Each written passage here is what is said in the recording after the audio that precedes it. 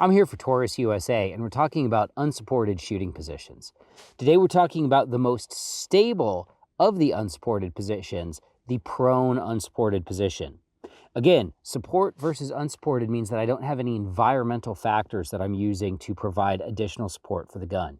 The only thing that I'm using to support the rifle is myself and my contact with the planet.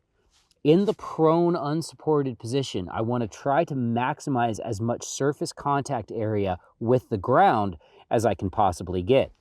You'll notice that my feet are spread out fairly wide and they're flat on the insteps. I'm not up on my toes and I'm not watching Saturday morning cartoons. Instead, I've got my feet flattened out so I can get as much contact with the ground as possible. I want to get my torso as low to the ground as possible as well, so that when I'm breathing, I'm not disturbing my sight picture with the in and out breaths that I'm taking. Your ability to flatten your torso out will be dependent on the weapon system that you're using, your optic height, and a bunch of other factors that may affect your prone position. For example, I can get a lot lower using a lever action rifle than I can with the Taurus Expedition. But that doesn't mean I can't use this position effectively.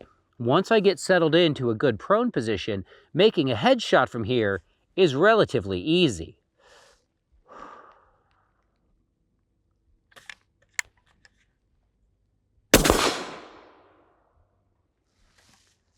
So as you can see, the prone unsupported position is extremely stable and allows you to deliver very accurate shots from an improvised position. You might use this in the field if you're dropping to the prone to take a longer range shot and you don't have a support available. And obviously, this is the most common position that you see so-called snipers in TV and movies.